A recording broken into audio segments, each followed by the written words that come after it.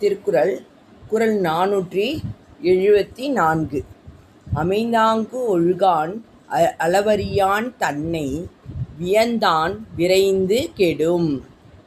அமைந்தாங்கு ஒழுகான் அளவறியான் தன்னை வியந்தான் விரைந்து கெடும். இந்த பாட்டுடைய விளக்கம் என்ன அப்படின்னா, எதிரியின் வழி அறியாதவனும் எதிரியினுடைய வலிமை அறியாதவனும் சமாதானமாக போகத் தெரியாதவனும், அதாவது மற்றவரோடும் நல்ல அதாவது சமாதானமாக போகத் தெரியாதவன், தற்புகழ்ச்சி உடையவனும் பெருமை உடையவனும் உடனே கெடுவான்.